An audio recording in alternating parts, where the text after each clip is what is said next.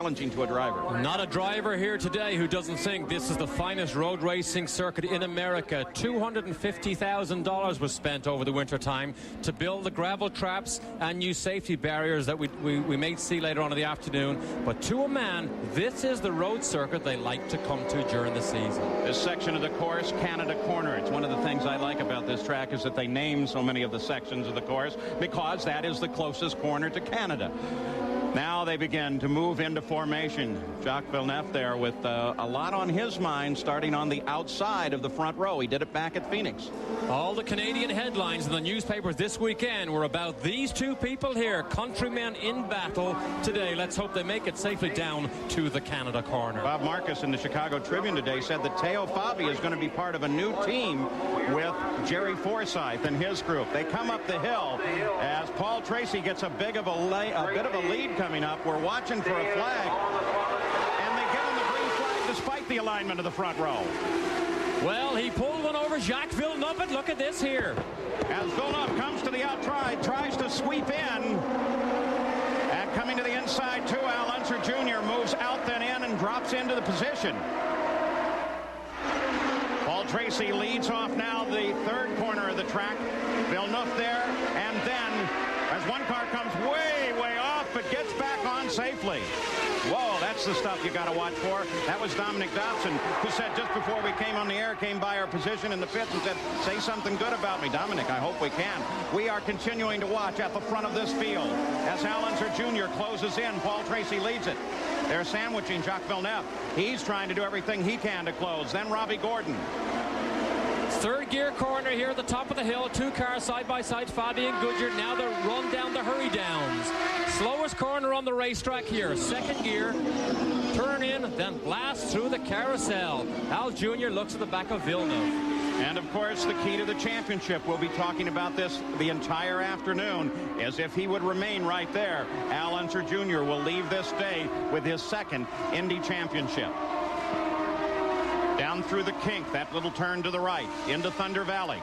Incredibly, Paul, 200 miles an hour between the trees here on the run to Canada corner we saw in practice and qualifying.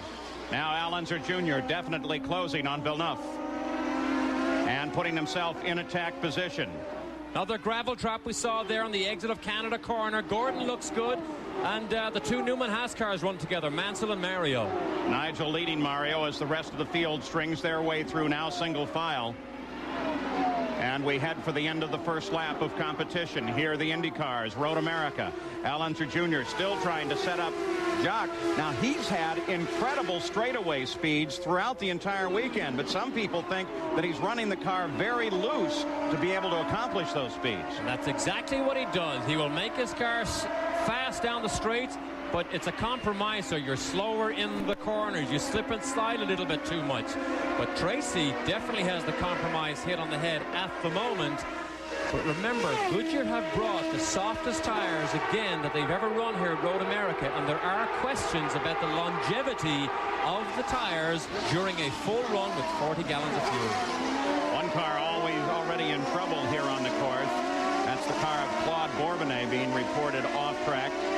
As we watch them, there is Claude Bourbonnais' car. He's pulled it off to a position of safety.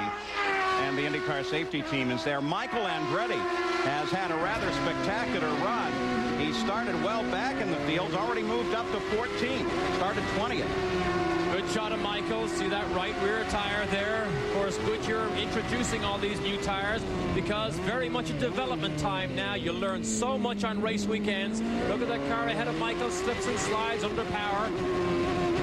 But Goodyear, remember, learning because the onslaught of Firestone will happen next year, and you never learn as much as you do on race weekend, which is what Goodyear are gathering all their information for right now. Michael Andretti battling with Ari Luyendyk. The battle is for 14th position.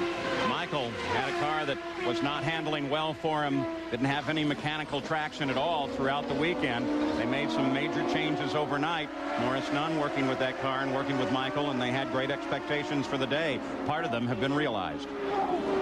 So difficult as we watch over Michael's shoulder. He is a very aggressive driver. If the car does not point to the apex, as we just saw him come through there, Michael has difficulty settling down. He likes to point, get to the apex, jump on as much power as he can, and hope the car sticks.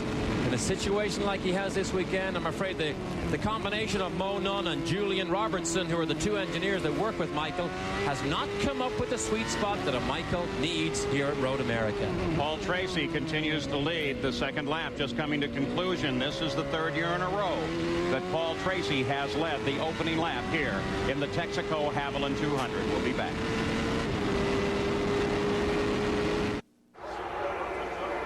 Well, he had his chance at running in this race, but Frank Freon already is off the side of the course, apparently a mechanical failure. He replaced Ross Bentley when they withdrew the car as a result of a cracked bell housing. Now on board with Bobby Rahal. He runs in 18th place. That's Scott Goodyear just up ahead, and not far ahead of that you'll find Michael Andretti. Down the hill now. This is that area that Derek referred to earlier. Very, very quick in through here. They tend now to go downhill into a woods where the trees block any crosswinds. This is the braking area down to turn 5. Just listen.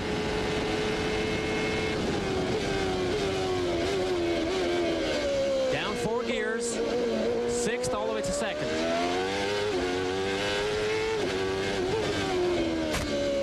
Driver very busy. This is a balance. Here a balance it. Here's a kink.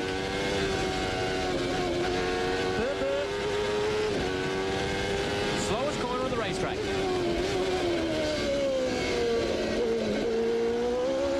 See Goodyear make 2 of those corrections as he turned to the apex, so Goodyear's car looks loose. Watch him feather it here. Now the blast. Here's a kink. Get brave here, boy. Oh, comes out of the power. That's where Fernandez crashed last year. Big dust cloud there. Take a look at Raul Boisel as he tries to carve his way up through the field. Just tried to make a move on Teo Fabi. Fabi dropped back. Boisel trying to get himself into a position to move on Dobson, sitting just ahead of him. Good Michael and Ari. Michael doing everything he can. Comes inside of Ari Leyendijk as they climb the hill. Almost touch Wills as they come over the start-finish line. Now during the first corner. Braking going to be the key on this maneuver. Oh, my. They got Boisel just ahead. He won't be a blocking factor, but Michael drops to the inside and gets Ari Leyendijk. And there's not a braver man that you like to have inside you when you get to a braking zone other than Michael Andretti. You almost have to concede because you know he won't. So Michael Andretti now runs in 15th position. Ari Leyendijk just behind him now. Down the hill, let's go on board with Michael Andretti and take a look at the telemetry from this car from Ford Electronics. This is our heads-up display, and quite graciously, the Ganassi organization giving us everything, including boost.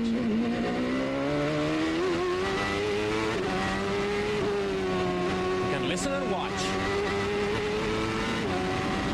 13.3 on the run. 57 miles an hour, slowest corner on the racetrack.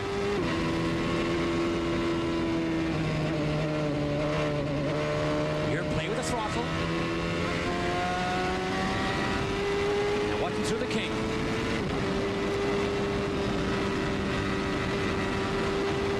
Backs off. See, he drops the boost when he feathers the throttle. With speed on the right. Look, 199 miles an hour, and the fuel tank is still almost full. And slams it down into the 60 range. Boy, that's part of what you have to be concerned with here today because of the heavy use of the brakes suddenly, and then they run long open areas like these straightaways where they cool and then slam back down on the brakes. We've had some discs suffer damage as a result of that. Use them, abuse them, and hope they last. It's the only way you can do it. Nigel Mansell in a battle for 4th with Robbie Gordon. Gordon just ahead. There he is. Caught a hint of the contrails. It's still very humid here. And the key to that, the rear wing of Mansell's car, also off of Gordon's now as they head down the hill. Really the key passing area on this track. Turn 5, station 5. Everybody behaving themselves. Paul, you mentioned it earlier, the drivers' meeting today. I happened to attend. Andrew Craig got up and he gave a statement about driver conduct and what he will not accept in future. And he said in no uncertain terms, with a tone of voice that you just are silent and listen, that if anybody misbehaves in future, the $10,000 fines that we saw levied at the last race will increase. It will not be tolerated. Everybody listened and took note. And while the battle for Mansell with Mansell and Gordon continue, just ahead of them another fight. It's Al Unser Jr. And Jock has been able to hold him off, but boy, look how much of the course he's using to do it. They've had some problems with drivers getting off the edge and cutting tires down this weekend. So every time he nicks the edge, he's taking quite a risk. That is one of the problems here. The circuit is so long. There's the gap, second to third. The circuit is so long that you're tempted to use curbing, a lot of gravel, a lot of stones, and that is what's actually cutting these tires. They've had a lot of punctures this weekend, but not from cars that stay on the racetrack. Of course, next year, Goodyear loses its monopoly here in the Indy cars. Firestone will be joining the fight. And so there are very soft compounds in use now as Goodyear gets prepared for the future. And Gary Gerould, that's had an effect on how they've approached the track this weekend. Indeed it has, Paul. There have been instances of tires blistering on the inside in the practice and qualifying sessions. And so Goodyear has gone team to team consulting with the different tire men. And the result is a lot of teams are shaving a narrow strip off the inside of the tire. The purpose is to get rid of the rubber. It helps dissipate the heat that builds up. Now, one of the things that happens, you run so much negative camber. The angle of the front wheels here at Road America, it has an impact on how the tires respond. And for perhaps an explanation on why there's so much negative camber used on this race circuit, let's check in further on pit road with Jan. Gary, first of all, this is what one of those blisters looks like. You can see that this has become too hot, and actually the rubber has come away from the edge of the tire. You mentioned negative camber. Negative camber is when you tilt the inside or lean the top of the tire in to give more bite by running on that inside edge. Why do they do that here? Because they take all the downforce out so they can fly down the straightaway like we're seeing on the in-car cameras, but then they need grip in the corners. The only way to do it is, or at least one of the tricks for some teams, is to put that negative camber. But unfortunately, it burns up the tires. Jimmy Vasser into the pits. Obviously, this is very early, and there is a report of contact on that car, though we see nothing obvious at the moment. Vasser is, though, out of the car and apparently out of competition. Now, just to cap the story about the tires, the teams had a choice. They could take the negative camber out and pump the tires up, or else they could shave the inside. No team wanted to make changes to the setup of the car. That was why the decision was made by Goodyear to accommodate them and shave that inside edge. When there's less rubber, there's less heat. When there's less heat, there's less chance of blisters. Nigel Mansell, as he's bringing his IndyCar career to an end in his chase of Robbie Gordon for fourth place. Gordon still looking for his first IndyCar victory. Mansell looking for his first this year. You can see the dust there, where again we mentioned earlier, you just stick a wheel off the outside, it seems to suck the dust off the curbing and off the outside of the racetrack. Now the cars behind them are the ones that are in trouble for possible punctures because of dust and debris on the racetrack. Boy, Mansell is closing on. Boy, he took a major close under braking there. Robbie pulls away a bit, coming up to the top of the hill and making the left. But we'll continue to track this battle as well. In the meantime, Gary Gerould, why is Jimmy Vasser out? Well, that's what we're about to find out. Jimmy, we had a report that there was contact. Can you tell us what happened? Yeah, I don't know. I just got hit in the back going into one of the corners. It was bottleneck, and there, you know, the guys in front of me were two abreast, and I just got hit in the right rear, and the car was pretty ill handling after that, and must have bent the toe real bad, and we just can't continue out there. We can't make up any spots, and the car's just real ill handling, so we decided to call it a day. Here's a team that really needs some good luck. The second half of the season has been tough. Thanks, Jimmy. Thanks, Gary. Very competent driver, and a lot of rumors surrounding Jimmy and the team for next year and what they may be doing.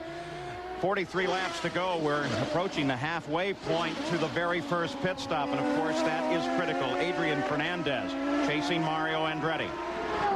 Mario, of course, coming to the end of his IndyCar and racing career. Well, IndyCar career. I don't think he's completely closed the door on other possibilities for next year, but those announcements have also not yet been made. And, of course, in a week, he goes to his hometown, Nazareth, Pennsylvania. We'll have coverage there as he drives on the last oval of his career in the IndyCar.